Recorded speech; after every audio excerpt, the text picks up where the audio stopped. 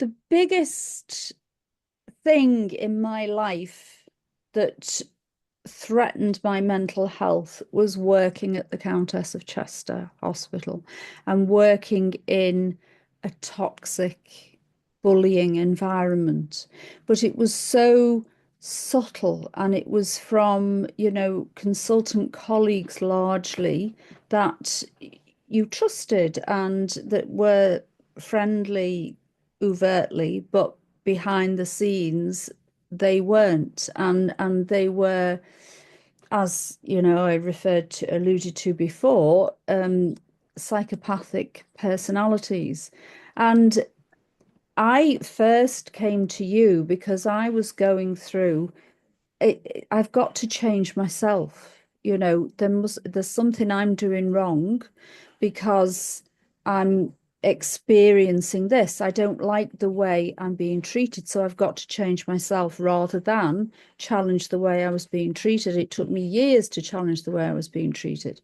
And I remember, and this affected me in so many ways, like drinking too much, um, yo-yo dieting, which was all, there was an undercurrent of I'm not good enough. That was what I was getting told subliminally by these consultants, in a quite a planned way, a purposeful way. They were doing this.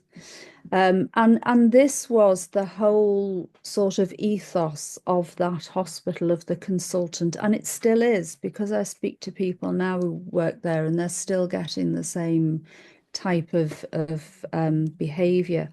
And then the second workshop I did with you was, I remember doing a practice dialogue with, I think it might have been Natalie. And it sort of, the question came up, why was I accepting what they said? Why did they have that power over me? And it suddenly dawned on me then that I didn't respect them. I didn't think anything of their opinions. I knew myself, and at that moment, the power was weakened. It wasn't gone completely, but it was weakened. But my approach from then on was different. And, I was more confident in challenging. I was more confident in saying, no, you don't speak to me like that. You don't just reorganize my theatre lists without coming and, having the courtesy of asking me or discussing with me. You don't, they would stop coming up with rubbish complaints. I would challenge the ridiculous complaints that would suddenly appear. And it was just very liberating. And I then moved into a different phase, and I moved into a phase more of leadership, of people that were in the same position as me that were too frightened to challenge them. So I then became the spokesperson, which actually resulted in me having a bigger target on my back. And then they excluded me on some pending investigation, which was just ridiculous. But by that stage, everyone was, oh my God, and how do you feel and all that. And I just thought it was comical.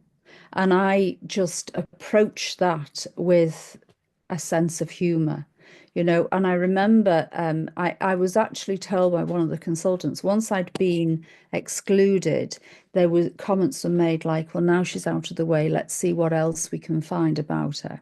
And I thought, well, go for it. And I was quite relaxed about it. And then there's further allegations. So I was called into a meeting. And I remember tripping into this meeting um, in my flip-flops and summer clothes, because it was the height of summer and it was a really hot summer. So I was enjoying the summer, taking the wonderful opportunity of being excluded on full pay in a beautiful summer. So I tripped in my flip-flops, and there were the medical director and his HR board.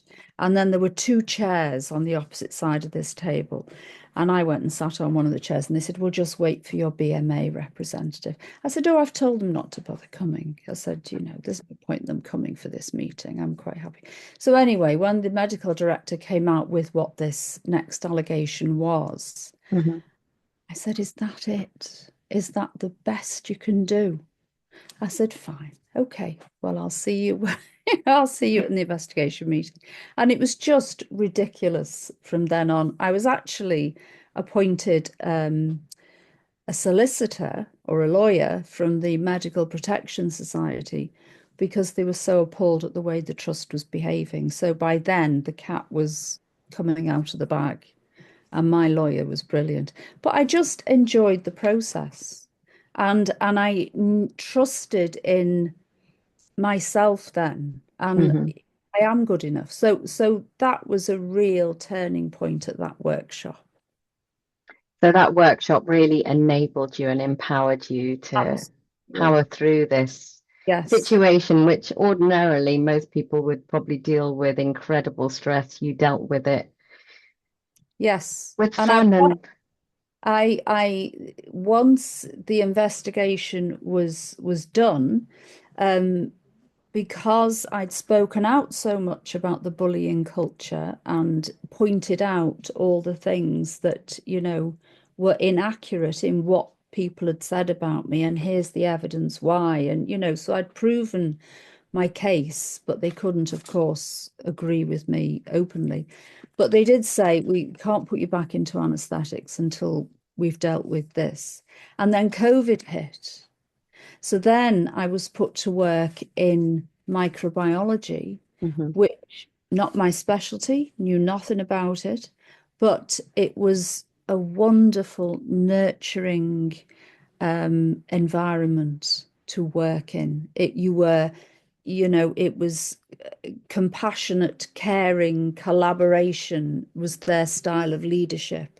So we were in no doubts that the consultants were in charge, but they would say, and they'd say to me, who knew nothing about micro, "So what do you think about this, Fiona?" Because I was the intensive care expert in there, and of course, Mhm. with COVID, there was an awful lot of patients on intensive care, so I worked between the groups, and I had an appraisal whilst I was working there and, went through all my experiences. And the appraiser said, "Where do you get your resilience from?" And I thought, "Rekha." Oh, that's really sweet. Thank you, Fiona, but I know it's inside you. Yeah. Oh, but you brought it out. And I just think it's such a fascinating field, because uncovering your beliefs and then discarding them if they don't serve you, and then changing your whole outlook because everything is mindset. Your positive mindset, you get to your outcomes, and it's about accessing that, and you can only access that if you can see the beliefs that are stopping you and change them. You are truly amazing, Fiona, and thank you so much for sharing all of that. By the way, how's your drink habit now? Nothing. Don't drink at all. I haven't, but 2018, February 2018, and I find I am more present. But because one of the reasons I used to think I had to have a drink was to overcome social anxiety. Hmm. Uh, and but now I'm more present. Now I'm, more comfortable in social settings because I can remember who I'm talking to and, where they're up to in their life. And then you've got something to ask them. And, so my experience of life is just much more wonderful without alcohol. I know if I was to have an alcoholic drink, I would be on the slippery slope because that is, my tendency, but I'm very happy not drinking at all. Very That is happy. amazing. I'm so pleased for you, Fiona.